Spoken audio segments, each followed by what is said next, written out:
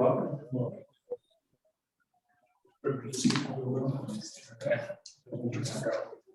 right, welcome to the March 2022 CCBA meeting. I'm your president, Rebekah Gunn, and we're going to have a brief business meeting before we move into the main content for this evening, which I'll be presenting in conjunction with my husband. So we thank all of you for joining us, and with that, we'll move ahead to, maybe not, technology.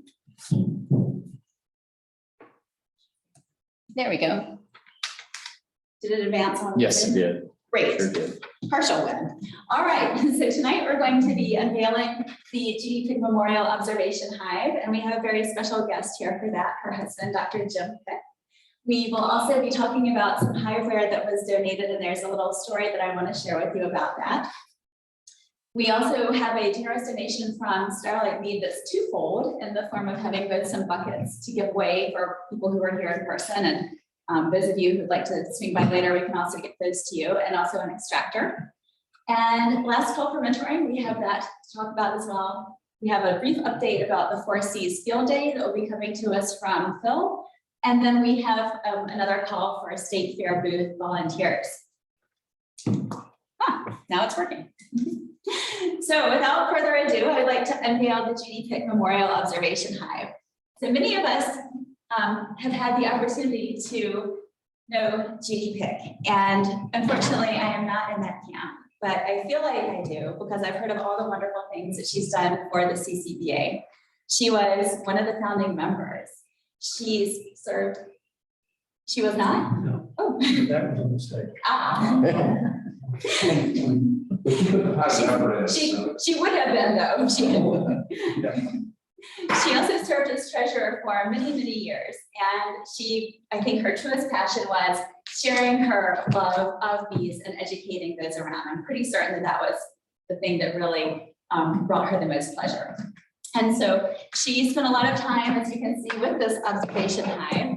And we have a plaque on it that was provided by Tara Lynn, our past president, our most recent past president. And the plaque says that it is the Learning Hive in memory of G.D. Pick, 1941 to 2021. So we will be doing. They said you sound like you're in a tunnel. Oh, I'm in a tunnel. So we will be continuing to share the memory of G.D. for years to come. So thank you so much. Thank you, Dr. Pick, for joining us this evening. May I say a word? Please, we would love for you to come up and say a word. Well, Judy and I met when I was working at medical school in Chapel Hill, and she was working in a research lab.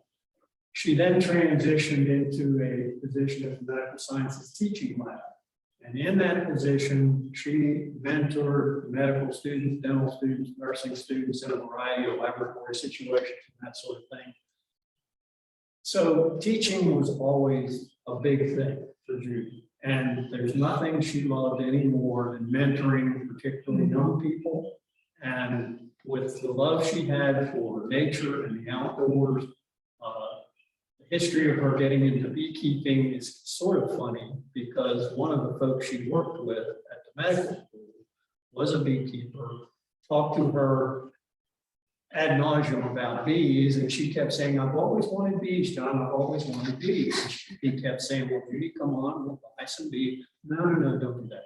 One Saturday afternoon, John arrived in his truck at our house with a hive of bees. And set him up and said, you are now a beekeeper.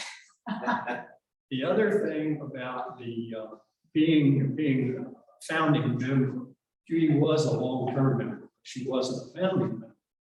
But when another friend found out Judy was going to meeting of beekeepers, she said, aren't you worried about Judy being in a group of strangers?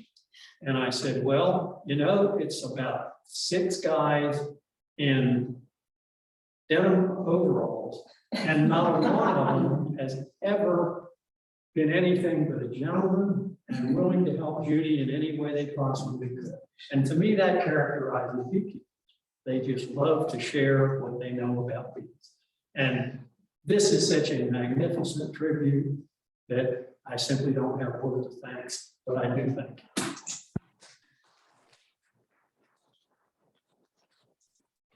Thank you so much for sharing that. I love the stories. So, There are many. sure. So tonight sort of is a bit of a, in the meeting part of things, is a bit of sort of just donations that we've been given and a way, I think, of continuing to pay things forward. So to this end, we've been donated hiveware from the Suprick family. Mr. Joe Suprick was a beekeeper in Wisconsin, and he passed on his love of beekeeping to his granddaughter, Danielle. And so she's unfortunately busy with other things in her life now. So her father sent me a message to see if we would like to receive some free hiveware to give to our members who would appreciate it, not from the standpoint of getting free hiveware, although of course, we always appreciate that, but who would appreciate the sentiment behind it, which is this continued giving of learning and keeping bees. So to that end, we'll be sending out a sign up genius where you will indicate what hiveware is available and you can sign up for it, and then we'll coordinate for a time of pickup. The only thing that we ask is that when you take this hiveware, that you appreciate it and use it with love and respect for the tradition of beekeeping. Another thing we've been given is buckets. So we have food grade buckets here that I invite all of you who happen to be here this evening to take with you so that I don't have to try to cram them in my Prius. I'll have to leave my husband here. But we will bring them with us. And so we have more that we can coordinate you picking up if you would like. They are food grade buckets that you can use for honey or anything else that you'd like to store in them. They're really fabulous. They have lids. We've also been donated a very lightly used extractor by Starlight Mead, which you can see here. And we will be giving this away as a raffle prize. So the details of that will be forthcoming in an email, probably in a newsletter as well.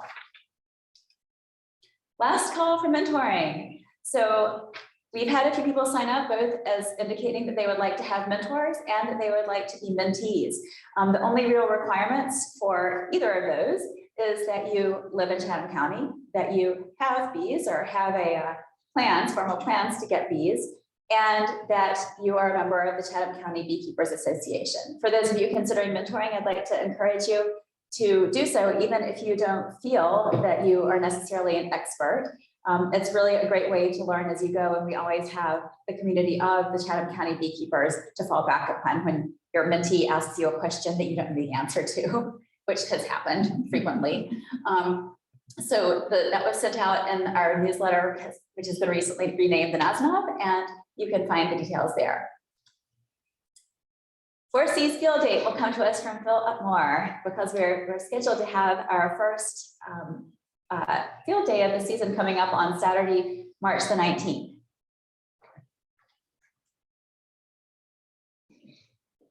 Hey, so our first field day, like Rebekah said, will be on Saturday the 19th. And it's a lot of it's going to depend on the weather, what time we get started. So I think right now it's listed as 10 o'clock. But we'll just kind of keep an eye on the weather because it's like a roller coaster right now.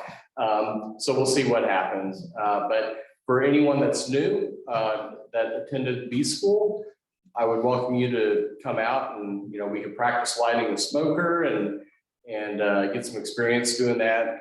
If you have any questions lighting a smoker, but yeah, so we'll send out more information as we get closer to the time, and hopefully we'll have some bees out there to look through. We've had some problems with bees out there this past I guess 5 days. We've had to move 2 of the colonies off site, but we'll work something out. We'll make sure there's bees out there.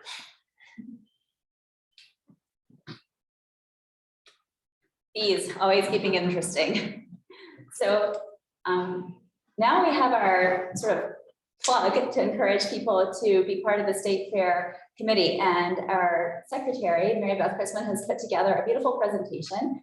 And I'd like to offer her the opportunity, we didn't actually coordinate this ahead of time, but I'd like to offer her the opportunity if she would like to present this information, since she served on the committee last year that was an award-winning committee at that. Sure, no problem. Hey everybody, this is Mary Beth Chrisman. I am a first-year beekeeper, successfully made it through my winter, so we'll see how the next couple weeks treat me with swarm season and very much upon us, as I saw on the listserv this morning. But last year I got involved because I like to jump into things with both feet at all times, into the state fair program. I worked with a couple of lovely ladies, and it was just the three of us primarily. There was some other people who pitched in at different times throughout that season. But we put together a pretty phenomenal booth based on the theme for the state fair. And our theme, as you can see in this picture, is the wonderful keepers of the apiary. We kind of modified it off the Wizard of Oz, had a yellow brick road, a lot of fun things. And we did take third place this year, which was really wonderful for us, especially coming off the heels of COVID. The picture you see there is a wide view of all of the really cool and impressive products and art and different things that we had on display in our booth. We brought home ribbons in every category. Go ahead and flip to my next slide, please. There we go. Yeah, so winner chicken dinner. We had 3 first place ribbons and 1 best in show. Jody Moore always brings home some prizes with his comb, his frames and comb and honey. And then we had the bee themed decorative item also was best in show, which is pretty cool as well. In second place, go ahead, next slide. We had a couple of 2 ribbons, one for the montage of our pollinator plants that was on the kind of the front stanchions. So when people walked by, they could read about them, and as well as Lori Hawkins's bulk beeswax. And you can see a picture of that as well. And in third place, we had Lori Hawkins again took home some creamed honey award-winning ribbons. Rebekah brought home some ribbon for her painting. And then we had a really wonderful gift basket comprised of honey and bee products from a variety of people that brought home the third ribbon as well. So we want your help. And you don't have to be an artist or creative or any of those things. We're looking for help in every single aspect of this process. And we're starting now because it is a very big lift and we need lots of people to help. We are looking for people with big vehicles that can tote things. We're looking for people with big garages that can store things. We're looking for people who are really proud of the products of their hive, whether it's honey or comb or any of those types of things. We're looking for people who just want to contribute and make friends in their community. We're looking for people who are knowledgeable about bees, who may not necessarily have our artistic skill, but they know a lot. We're looking at people who can lead as well as people who can follow. We're looking for definitely people who are creative, but we want as much help as we can. And that help varies from the very end where we need someone to store our products before we get them off to the booth, to the state fair booth. We need people who can help transport those things back and forth. We need people after the event who can help coordinate the pickup of all the things that are contributed. We need people who just want to contribute, whether they want to contribute some jars of honey or some wax, artwork, jewelry, cosmetics, all of those types of things. So really any single way you can help, we need. So don't feel like just because you can't dedicate 6 months of work that we don't want you. Literally, if you can give us one solid effort, whether that effort takes 6 months or 1 day, we're super appreciative of all the help you can provide. If you're interested in helping us or you want to know more about how the State Fair project works, we don't have a theme yet, and that's only because the State Fair has not announced their theme yet. Once they have that released, we will be on our theme for our booth. But if you're interested in helping, you don't know how to help, but you think you might be interested, go ahead and either just drop a question or a note in the chat in this conversation, or you can email Valerie in the email listed there, and she can help coordinate exactly how we can help. And the State Fair, again, is in October, so there's a lot of time between now and then where we're going to need lots of help. And this is not the last time you'll hear of me or us soliciting help. There will be a lot more. So please jump on it early, and that way we'll have a little less stress in our job as we coordinate the booth going forward this year. Wonderful. Thank you so much for that, Mary Beth. And I'd like to echo what an amazing job was done last year with such a tiny group of people who achieved truly amazing things in a very short period of time. So thank you for all your hard work. Let's have a great booth this year too. So with that, I'm going to change gears and get our presentation up and loaded. So take a refreshment or whatever break, and we'll be right back.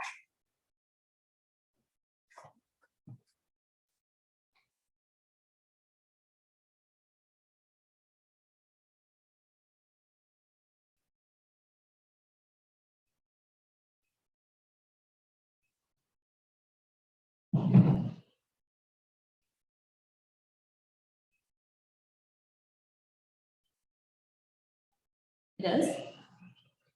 It's not on Zoom. Oh, right.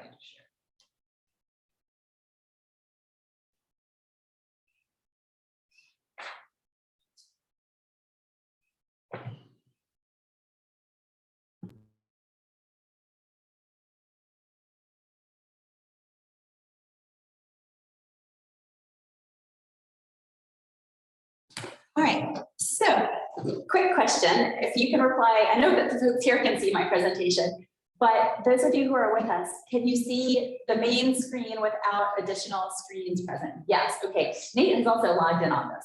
So, all right. Get into the picture here. All right, well, Rebekah and I, we're going to put together a presentation. We thought it would be fun to talk about these things. So all of you know Rebekah. I happen to be Nathan, her lucky husband. And we put this together because there's a lot of mystery behind these stings, and there's a lot of false information out there as well about these stings and allergic reactions and that kind of thing. So she is a veterinary pathologist, so she's going to be your expert on cellular and molecular biology. Sorry, I'm getting in the light here. And just all things pathology related to animals. And I work as an anesthesiologist and spine specialist. I'm not doing anesthesia so much in the operating room anymore, but when I was, I came across my share of allergic as well as anaphylactic reactions. So we just thought it'd be a nice idea to put together a little bit of information here. So we're going to talk about bee stings, the facts, the falsehoods, and the folklore. And there's a few other F words that you can probably think of when you're talking about these things, but these are the ones we're going to stick to today. All right. As usual, we always put forward a disclaimer here. None of the information we're talking about constitutes medical or veterinary medical recommendations or advice, presented for entertainment purposes only. So if medical or veterinary medical attention is needed, please consult an appropriate licensed professional and don't sue us. All right. The topics that we're going to cover today are going to be your historical perspectives. We're going to talk about the etiology or cause, the toxicokinetics, so what's in the venom and how does it work? And then we'll start to get into types of reactions, including both allergic and non-allergic, the treatment of these reactions in both humans and animals, and not everything about stings are bad. So there may be some benefits to it as well. And we'll touch base on this. I'll turn it over to Rebekah, and she's going to get started with a little bit of the folklore here. So I want to tell you the story about how the honeybee received her stinger, or her ability to sting. This actually comes to us from Greek mythology. And if you know anything about Greek mythology, the head god was Zeus. And Zeus and Hera were going to have a wedding. And so they were holding a contest at this wedding where it was like, you know, like cooking, like this great cooking competition. And so they asked everyone to bring a dish to share with them, and they were going to judge it. And whomever had the most wonderful dish would win. And what they won was a wish to be gifted. Whatever it was they wanted, they could have their desire. And if you know anything about Greek mythology, sometimes Zeus was not always so honorable in granting the wish. But anyway, so all of the pantheon came forward and offered these dishes. And the one that really stood out was offered by the nymph Melissa. Melissa is probably a very familiar name because they know honeybee, Apis mellifera. Same, right? So Melissa the nymph and her human embodiment came forward and brought this dish, and it was thick and amber colored, and it had this taste of all the flowers and the beauty of the earth in it. And it was exquisite. And Zeus declared it ambrosia, the food of the gods. And for mere mortals, it was honey. but he declared this to be the winner. And so he asked Melissa, what do you want? And Melissa said, I work so hard. I have to visit so many flowers and work so very hard to gain any substantial amount of honey, and then everyone wants to take it from me. So I want to be gifted the ability to defend my honey, that whoever shall try to take it from me shall die. This did not go over well with Zeus because he wanted more of the ambrosia. He wanted to share in it, and he certainly didn't want to be put to death for eating the ambrosia. And so enraged, he granted her wish, but in a backhanded manner. He first granted her a colony of bees to do the work for her, her workers that would support her in her toils or efforts of gathering this honey. But he also granted her with the incarnation as a bee and the development of a stinger. And this is where it got really sort of, he turned what she wished upon her. Because as you know about honeybees, when they sting, they die. And so it was not the invader that would be stung to death, hopefully, but it was she who wielded the sting that would give up her life for it. So that's a story from Greek mythology and in antiquity. We see this is an actual picture. It's a plate, basically, where we have Melissa in her incarnation very humbly offering the ambrosia to Zeus. All right, so that was a little bit of the folklore. Now we're going to get a little bit into some of the history. Now, as far as stings go, humans being humans, they look for ways to exploit pretty much everything. And this was one way. Some guy had a good idea to stick a beehive in a trebuchet and catapult it across. And apparently it was pretty effective. So that was one way of protecting their camp. But that's kind of funny that we'd come across. What do I do to next? Okay, and then most castles. This is pronounced, I think, Tolhun Castle in Aberdeenshire, Scotland. That's just the example that I pulled up. But a lot of castles kept bees because there are lots of uses for honey and wax and things like that. But in a pinch, if somebody's attacking them, they would run down to their apiary and pitch a hive over the wall. And if you get you all know what it's like to get a bee in your suit. Think about having a whole bunch of bees get into your suit of armor. That's a little bit harder to get out of in a hurry. So also pretty effective. And one last historical point I wanted, I wanted to touch on. I just screwed up the show. It's okay, we're coming back.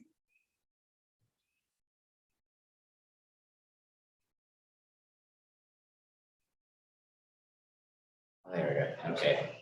It's not Hold on, sure. no. Okay. There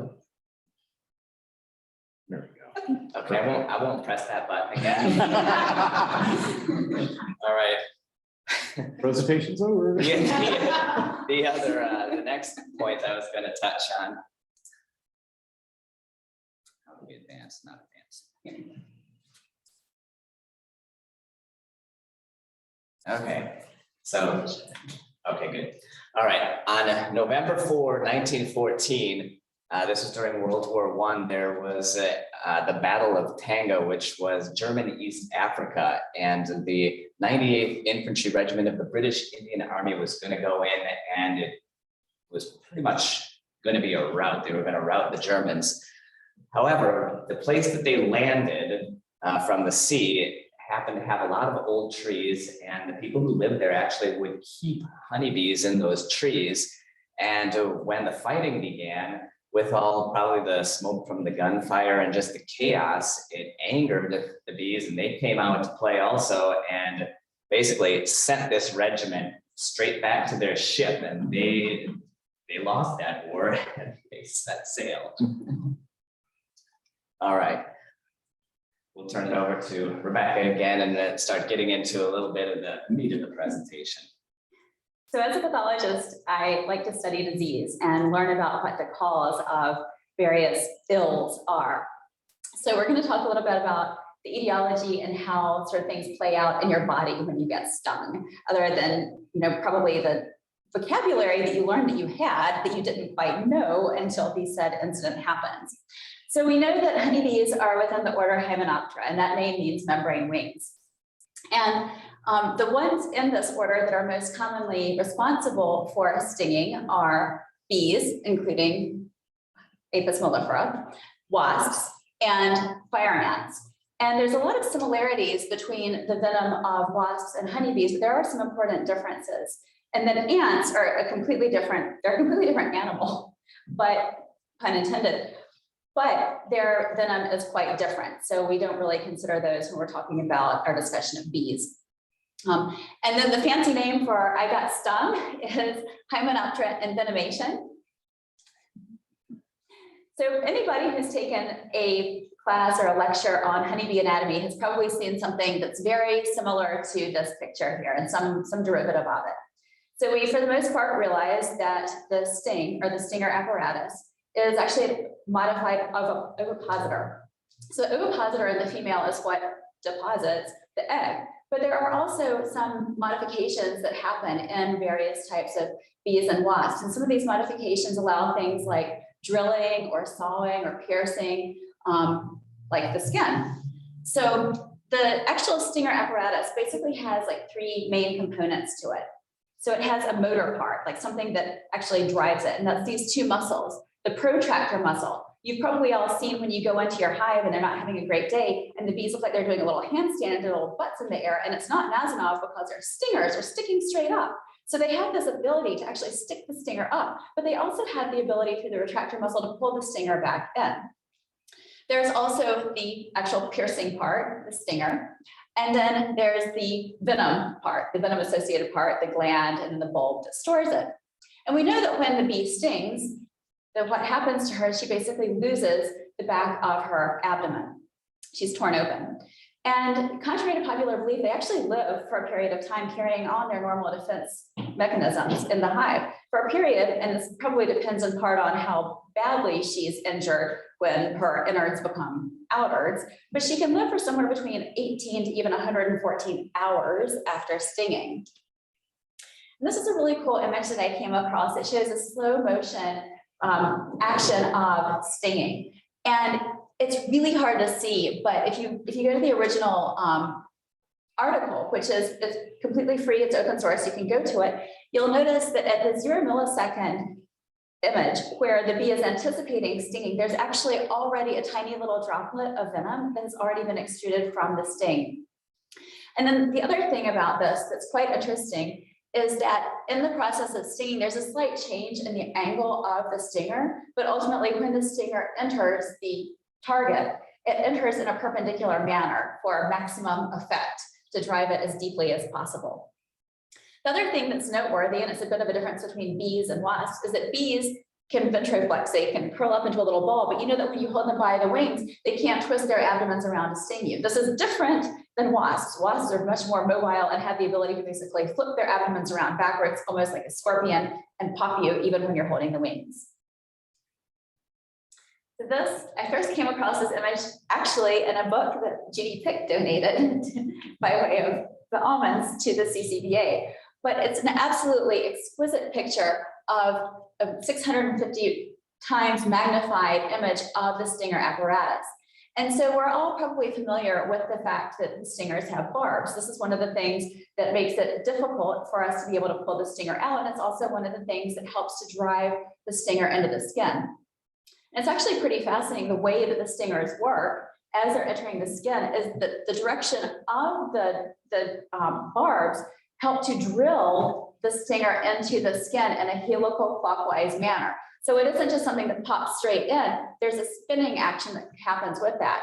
And a really fascinating thing that I discovered through researching for this talk is that it can actually continue to drill in 30 seconds after it detaches from the bee. Wild, not just the pumping action that continues, but the actual drilling in. So this image I like to show because this is the stinger apparatus that's superimposed, or the stinger that's superimposed on a needle, like a medical needle. And a lot of the information that I found about how the actual biomechanics of stinging happen were discovered because people started researching whether they could come up with better ways to have delivery systems of injections. If there was a better way to do it, we call it biomimetic, but basically mimicking what happens in biology. So we draw a lot of inspiration for what we use in our daily lives from nature. And so in this, you can see it's much smaller than a needle, but not so much smaller.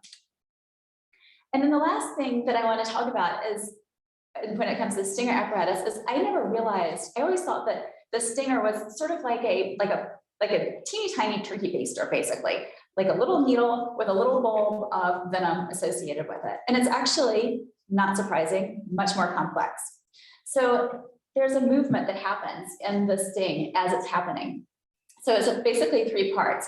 There are the stylet, and then there's the lancets. And the lancets ride on rails on the stylet. And as the sting occurs, the lancets actually slide back on the stylet to reveal an orifice through which the venom is released. It's pretty fascinating. All right, so let's talk about what's actually in venom. Probably not that surprising to you, but the majority of the constituents are actually water. By dry weight, there's really not that much. And then if you think about what else might be mostly water, it applies to all of us. So most living creatures are mostly water. And because of this, it helps the venom to be able to spread easily after it is administered by the bee. So here we are with our person who is mostly water. Other important things are that the venom is acidic. This is similar in wasps, and of course, as I previously noted, it's different than in ants. It's also odorless. So the actual sort of recruiting of additional bees to sting you that happens is because an alarm pheromone is given off by the bee when she stings. The venom itself actually has no odor associated with it. And then when we start to look at the dry weight constituents, then I've gotten them broken down here, and it's a little bit hard to see. Those of you who are looking at it from your home screens probably can tell a little bit better. But the question that I would like to quiz you on is, which of these do you think might be unique to the venom of honeybees? And it's in the name. Melatonin is one, and apimin is the other. The other components are other chemicals that actually are found in the body in normal homeostasis, and also in pathology, and are also common to other types of venom. All right, so melatonin. This is the big player. This is the main driver of the pain associated with being stung. But melatonin by itself isn't really that powerful. It basically gangs up with another important chemical called phospholipase A2, PLA2. And phospholipase A2 is really kind of a nasty sort of detergent type chemical. It ruptures cell membranes. So if you've ever had a bruise associated with a sting, I used to always think that I got poked in the capillary. It's actually because it ruptures your red blood cells in the area of it and creates a bruising action.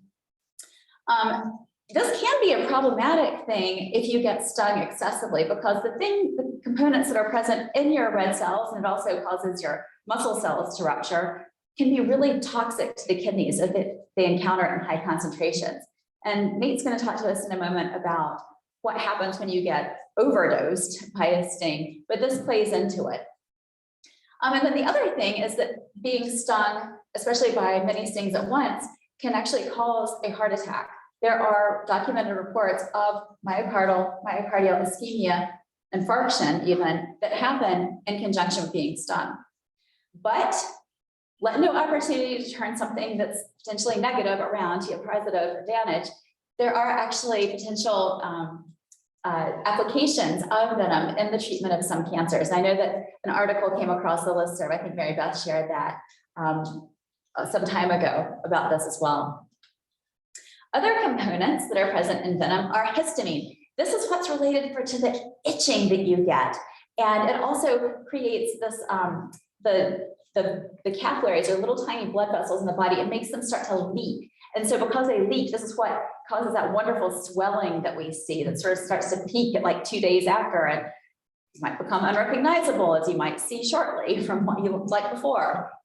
And there's a little bit of histamine that is released from the venom itself. Histamine is present in our bodies. In fact, some of us who are starting to deal with hay fever, that's a histamine-driven response.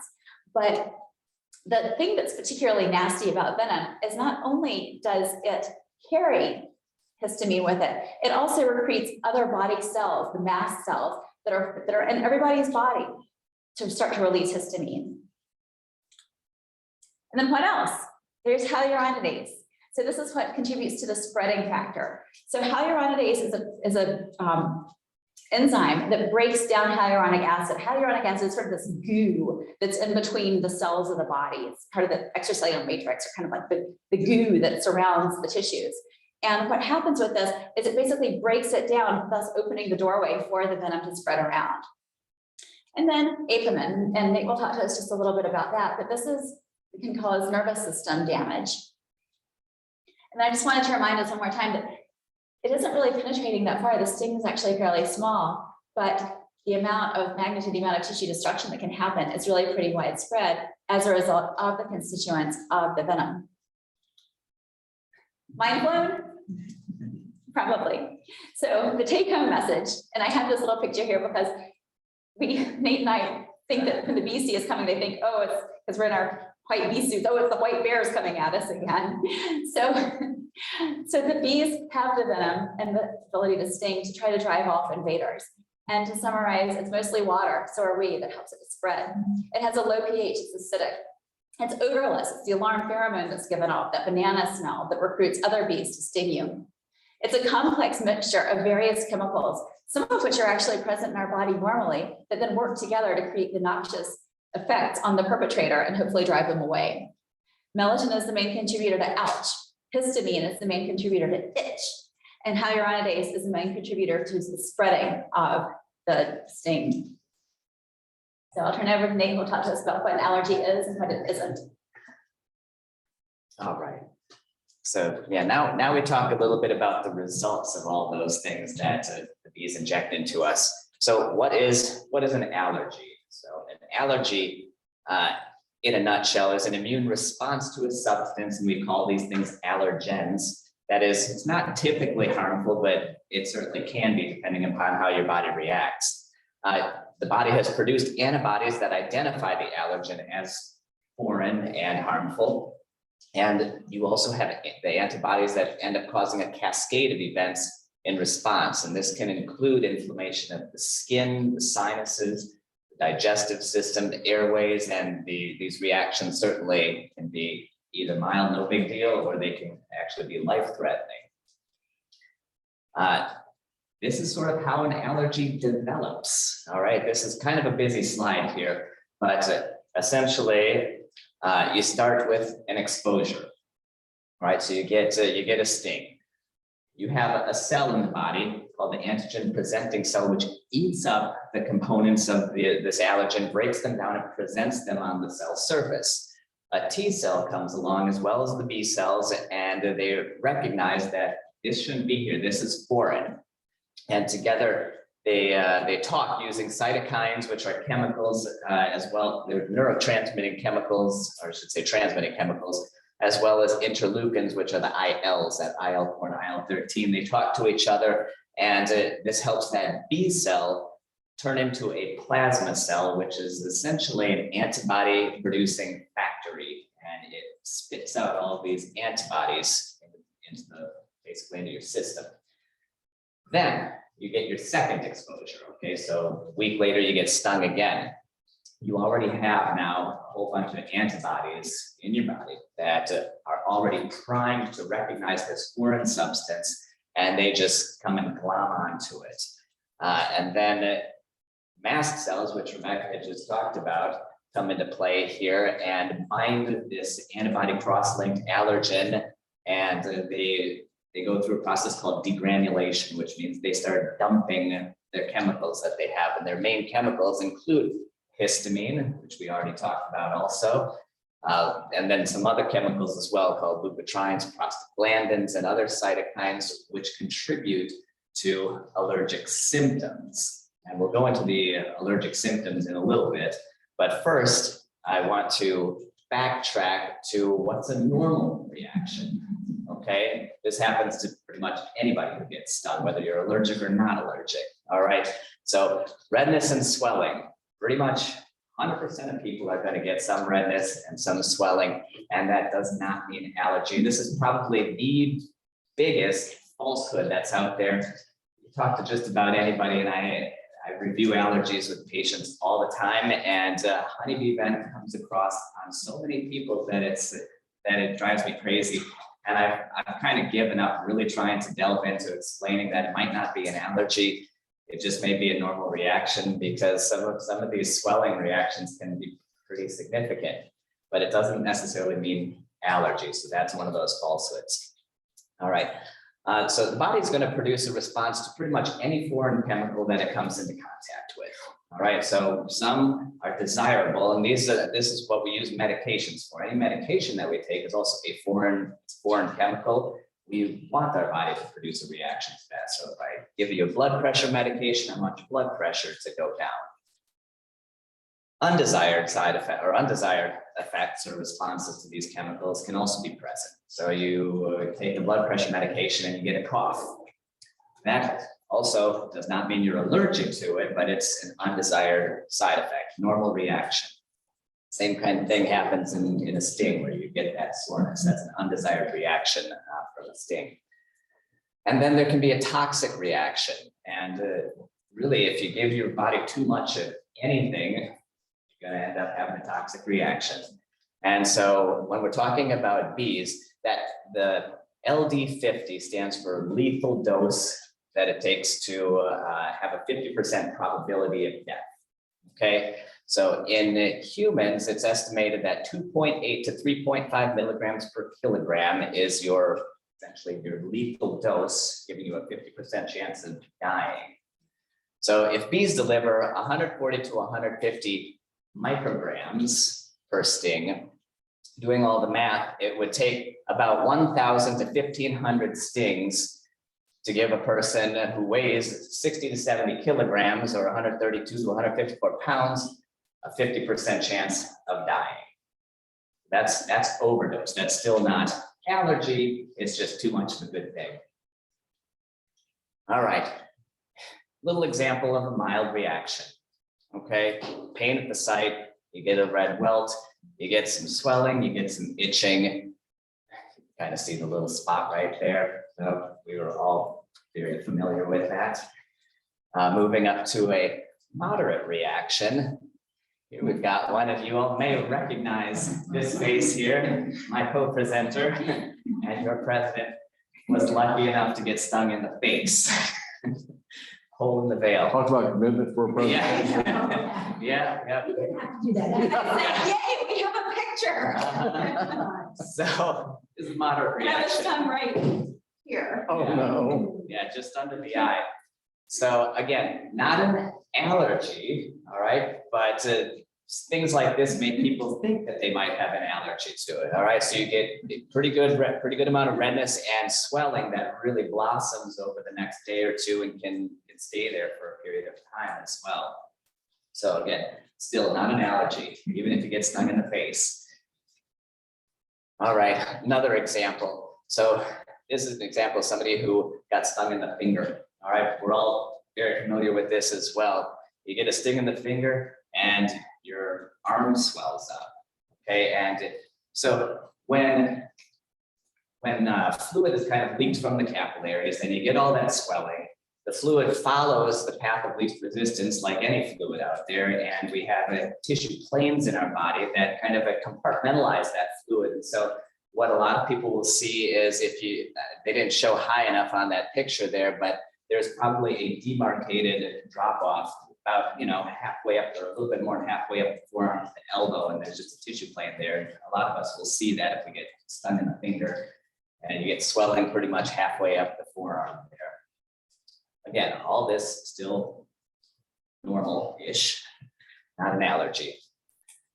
All right, now we move into the allergy category here. So this is a severe reaction, and that's when we're talking more about systemic reactions. It goes throughout the whole body. So this is where you can get stung anywhere and other parts of the body start reacting. So you can get hives, which you see on this picture right here.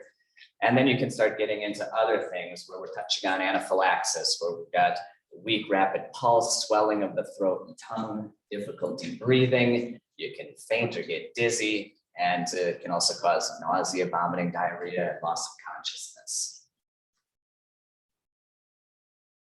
I had to slip this one in, hives. Only bees and allergies make hives.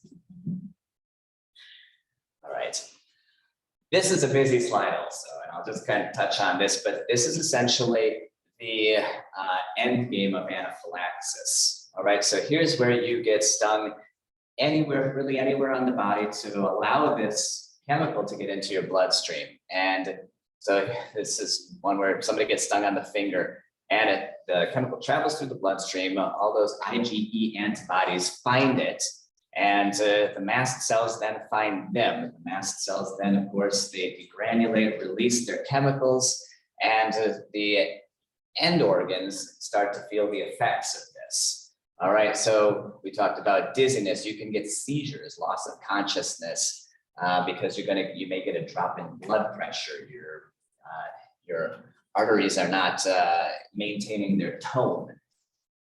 All right, lips and the tongue and the throat can all swell, making breathing and swallowing difficult.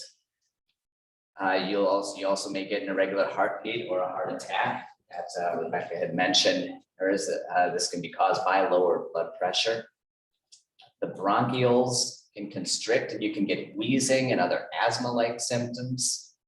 You get cramps in the digestive tract, vomiting, diarrhea. All of this is because the smooth muscles in both the intestines as well as the lungs may constrict.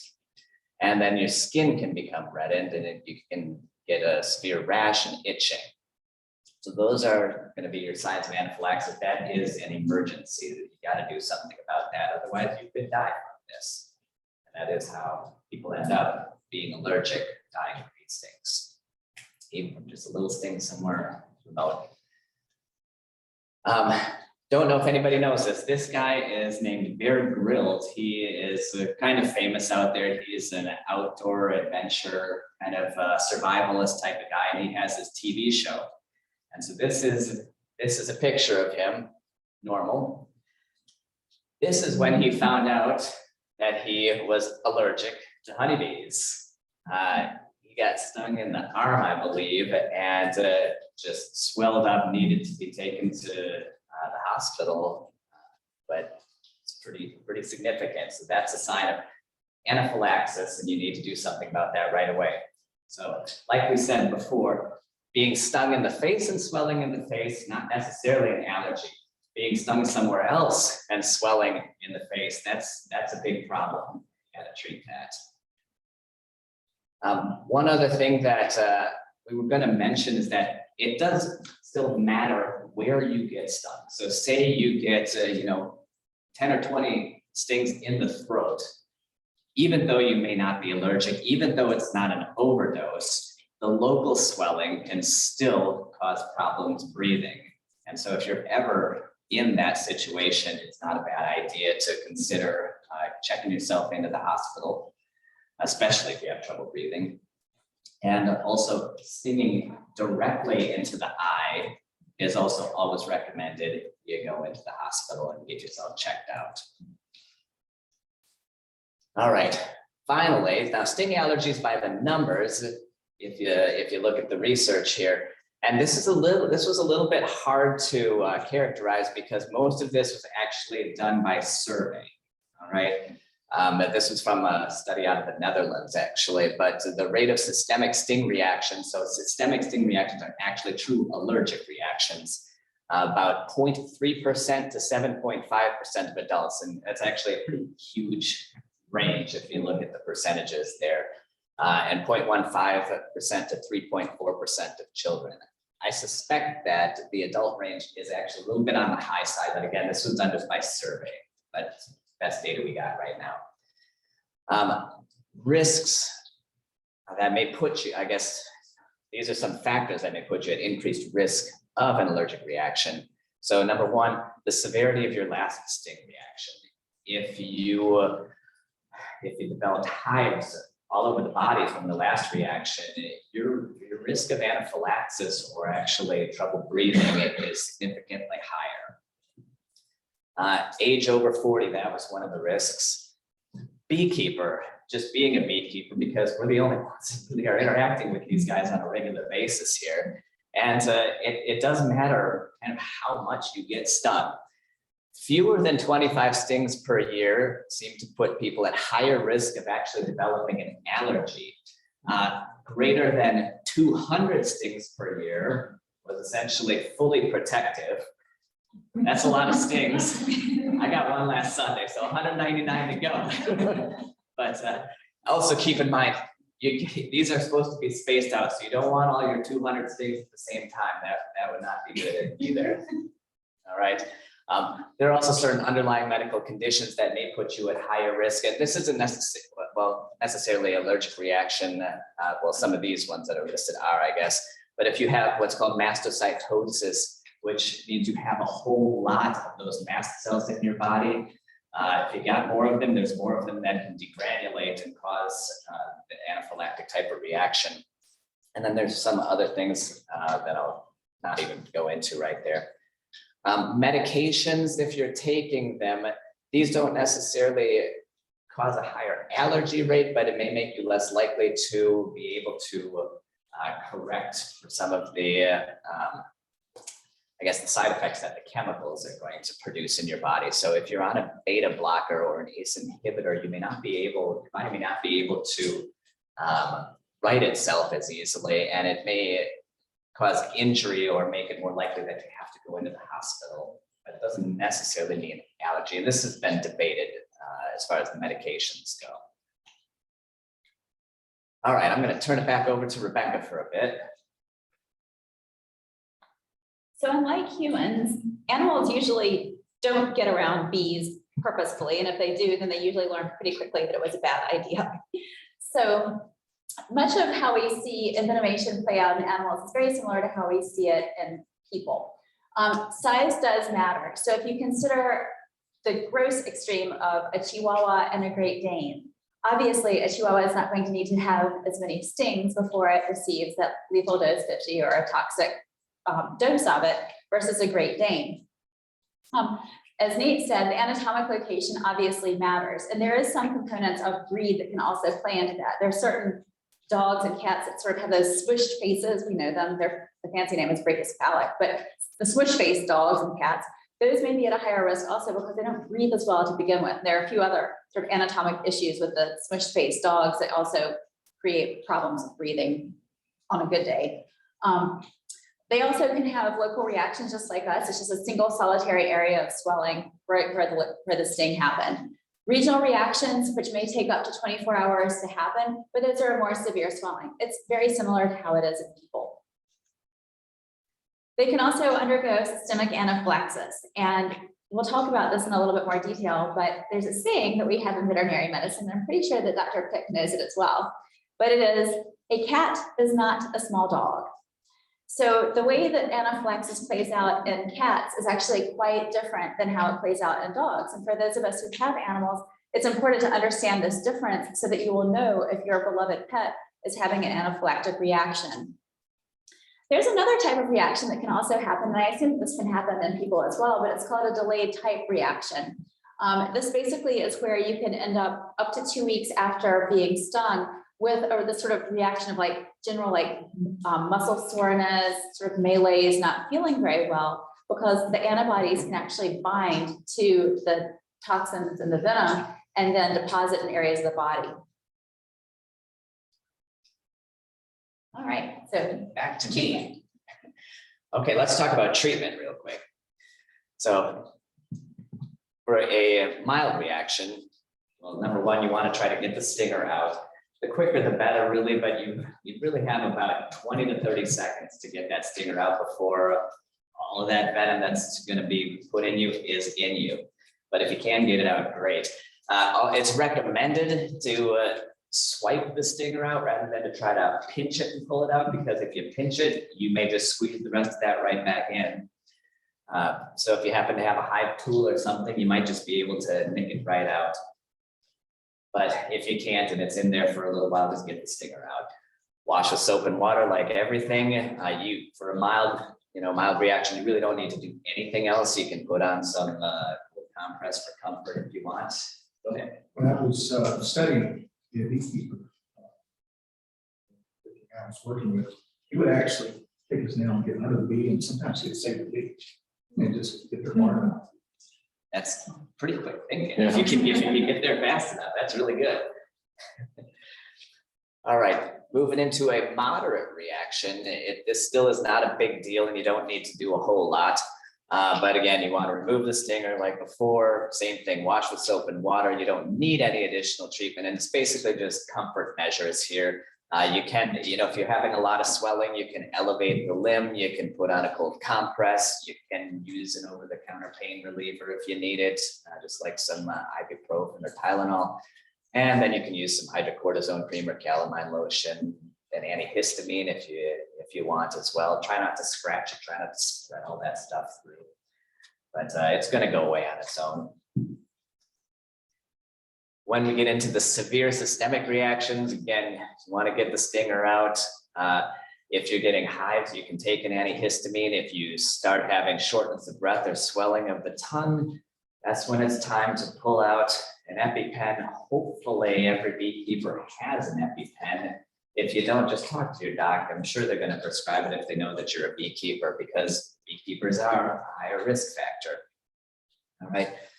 If you use your EpiPen and it's been that serious, you really should probably get yourself to the hospital, because you really only want to use that EpiPen when you're starting to have that swelling of the tongue, swelling of the lips, shortness of breath, any kind of difficulty breathing. That's really when you want to pull out that EpiPen. And a little bit about venom immunotherapy. That's something that we're talking about long term. If you know that you have an allergic reaction, that this happens to you, and whether you keep bees or not, you can undergo venom immunotherapy, which can help to quell that reaction or basically reverse it. Talking about epinephrine, so what it does, the good thing is, so it's going to help to constrict the blood vessels. Remember, your blood vessels during anaphylaxis, they really lose their tone. And so if your blood pressure is dropping, epinephrine can support that.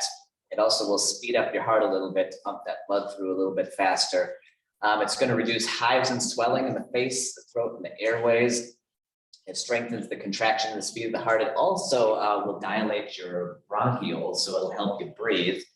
And it works very quickly. It does save lives. There are some downsides to epinephrine. Everything has its other side. So if people have severe cardiac or vascular disease and they get a big dose of epinephrine, they can experience increases in blood pressure and heart rate, which can lead to heart attack and stroke. So you don't just want to use it willy-nilly. All right, so you kind of only want to use it if you actually need it. So if you have some swelling, or if you just get stung by a bunch of bees, but you haven't even had a chance to experience any of these symptoms and don't know what's going to happen, doesn't mean you need to pull out the EpiPen prophylactically. This is kind of in response. Okay.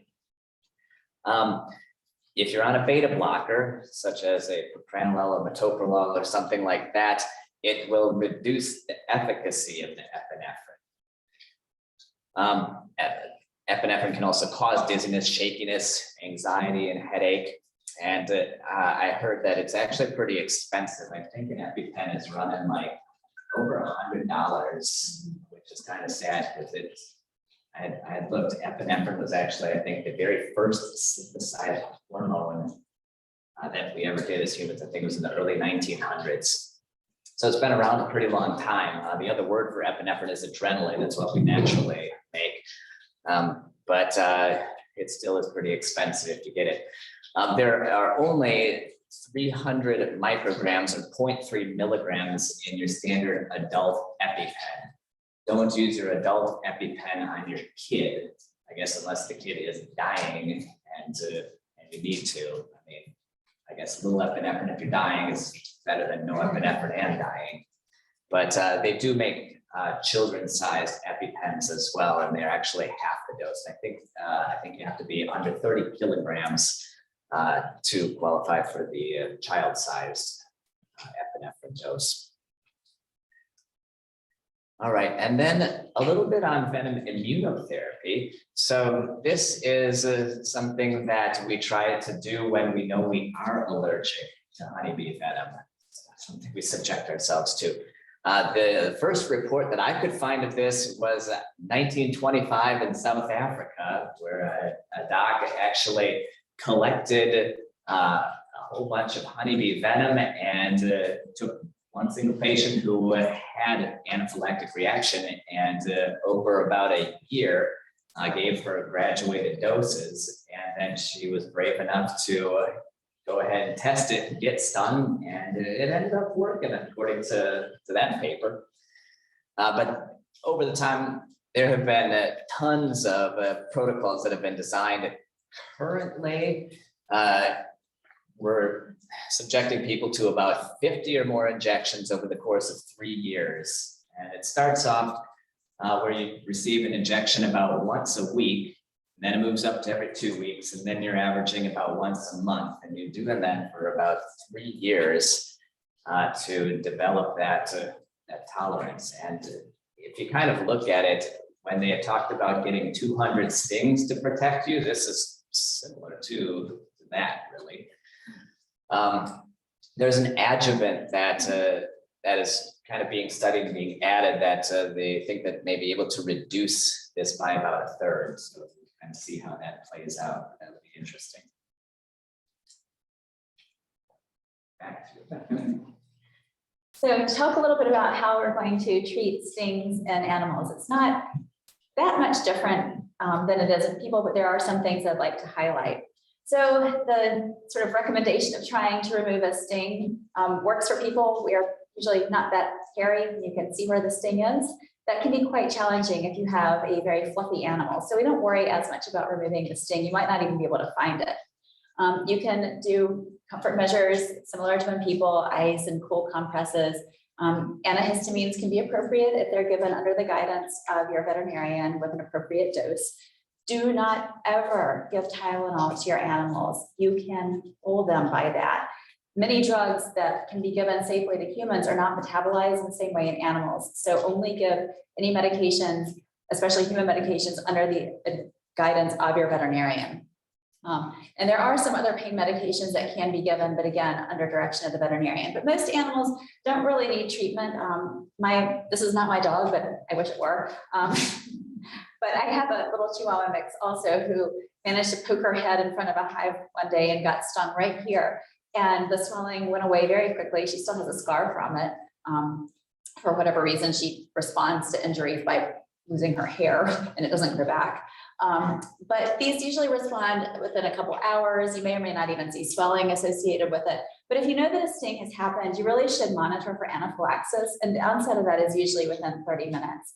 And I will say, just because Nate hasn't mentioned it yet, that every time I go into the apiary for any reason at all, I take my phone with me. Because the thing with developing anaphylactic reactions is any of us could be at risk of developing it at any time. It is more likely if you've had a severe reaction in the past. But I consider any sting, even one to the face, that doesn't land me in the hospital is not a bad sting. Multiple stings or regional reactions, we're going to treat this like a local reaction. The reason that I have these pictures of these dogs, in addition to making me smile, is that there are certain breeds of dogs that are more at risk for having severe reactions. And these are our bull terriers, our Staffordshire terriers, and our boxers. And then, of course, massive envenomation. So, you know, a dog knocked over a beehive, or maybe came across some Africanized bees where you would end up having multiple bees stinging at once. We do have to worry about the potential of kidney failure because of the amount of red cell and muscle components that start to be dumped into the kidneys.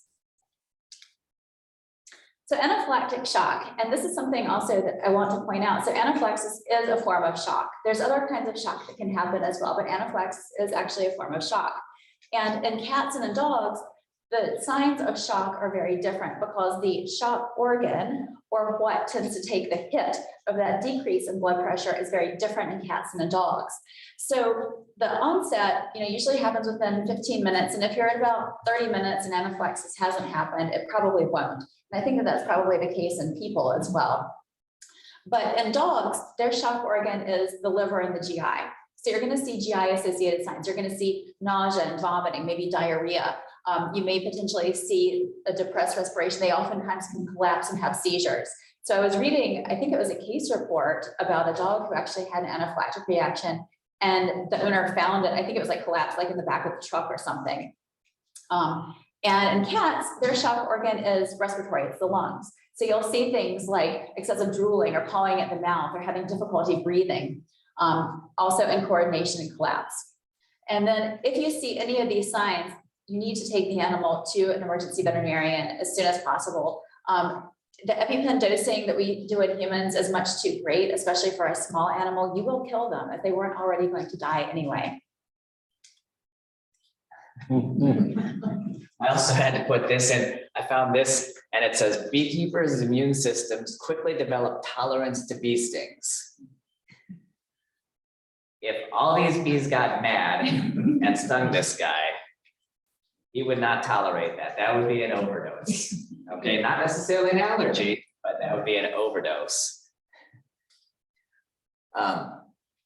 Venom has been studied as medicine. Rebekah mentioned cancer that it's been looking into, but there are a number of other conditions as well. So we already talked about the venom immunotherapy, where we use the small controlled doses to desensitize. And these are, I'm not going to go into all of these, but there are tons of papers on all of these other conditions. So we have rheumatoid arthritis, and osteoarthritis, and Parkinson, multiple sclerosis, pain, so neuropathy pain, post-stroke shoulder pain, wound healing, liver fibrosis, ALS, that's also known as Lou Gehrig's disease or amyotrophic lateral sclerosis, Alzheimer's and atherosclerosis. And they've studied the effects of this in multiple different ways. That honestly, the majority of these papers are talking about animal studies, rats and mice and such, but they've done trials in humans as well. The data's been a bit mixed, and I think that there's still a lot to be learned, but it's kind of fascinating that, humans have been beekeeping for forever, really, probably 5,000 years or more. And we still find that we can do things with stings that are typically not desirable, but may have some benefits. This is somebody who is actually receiving apitherapy using the bee. There are other ways to do this as well. You can collect venom by actually having bees on a little electric plate and giving them a little shock, and then they try to sting this metal plate and deposit their venom on it. And it's a little bit more of a humane way to do it because the bee gets to live and we get to collect the venom. And you can also give venom through a hypodermic needle and do it that way. But this is kind of the traditional apitherapy. There's another one. That does not sound fun. Yeah, I don't think I'd sign up for it really, unless I really needed it or had one of those conditions that was well studied. The last thing that we just were going to touch base on was trying to manage to avoid stings. All right, so there's a way to kind of minimize the chances of it. All right, and one is, when you're checking your colonies, you want to try to stay calm. You want to be gentle. If you can, if your bees are pretty nice, you can use ungloved hands or nitrile gloved hands. This is what we always try to do because you're so much more, I guess your dexterity is so much better with ungloved hands, and you're not as clumsy when you're handling frames or kind of putting the tops of the tips of the fingertips and accidentally mashing bees. Because if you poke a bee, it's going to sting you. Try to avoid the jerky movements, try to not jar the colony. Use smoke judiciously. You don't have to over smoke them, but you can smoke them a little bit.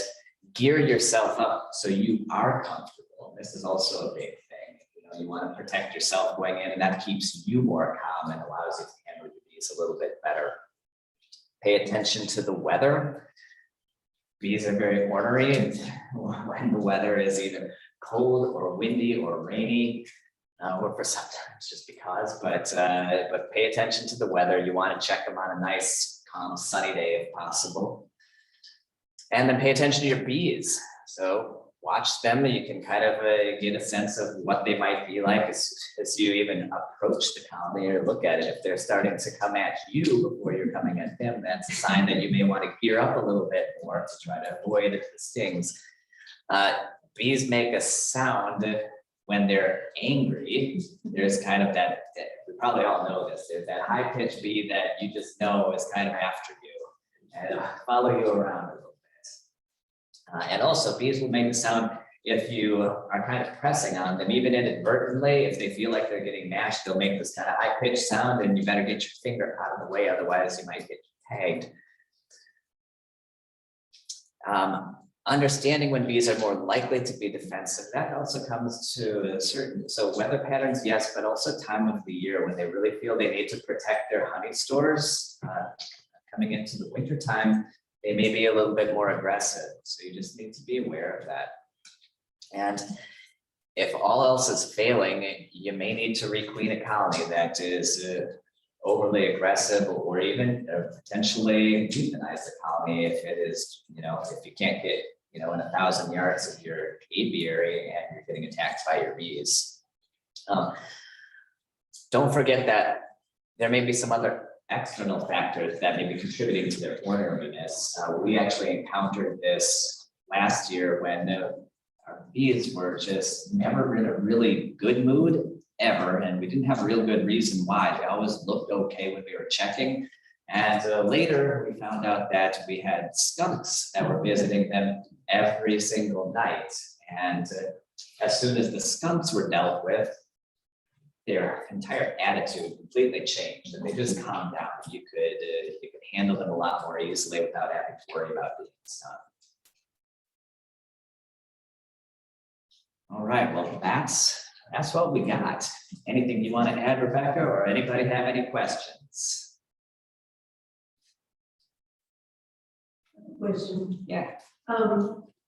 Occasionally a bee will get in your hair and they maybe don't sting you, but you still get that itching sensation. So that is there a drop of that toxin that's actually irritating your skin without being stung? Yeah, it could be, because you still have those chemicals in that toxin, and your skin may absorb some of that, especially with the hyaluronidase that's spreading, that can actually seep in through the skin and still cause that little bit of an itch. Never really mentioned, but you can also, you can get stung by dead bees. You can get stung by stingers that happen to be in your suit or your clothing. All of that can get you. It's usually not quite as bad. And I also feel like the more angry the bee happens to be, the more venom they can pump in you and the worse your reaction may be. And I think that sometimes too, if you don't get all the stinger out, I've had instances where you can still see a little black part of the stinger. And I think that that in and of itself, being a foreign substance embedded in your flesh, also can sort of trigger a foreign body kind of type reaction as your body tries to evict it. And probably the same thing in animals as well. And I know that there was a question, Julia had asked, this is not about our presentation, but it was about mentoring. So what is expected of a mentor? And the answer is not a huge amount. I mean, basically somewhere between 5 and 10 hours to be shared with your mentee over the beekeeping season. So like not all at once, where they might do things like visit your apiary. Mary Beth was my mentee last year, and it was really lovely for the first 2 inspections that I did before she received her bees. She came out and just let me talk about the bees and show her patterns and things. And she learned a little bit about how to handle them. I mean, I know that probably most of us have been beekeeping long enough that we don't remember what it was like not to know how to handle bees, but even learning things like just the dexterity of doing so can be really helpful. And then, of course, you're certainly not intended to do everything for your mentees. Your mentees are actually supposed to take care of their own bees, but you'll be answering questions. And if you receive questions that sort of exceed your ability level or knowledge level, or if you just want other opinions on it, this is always something that you can request that they post to the listserv. And I've certainly done that with Mary Beth my share of times. Any other questions?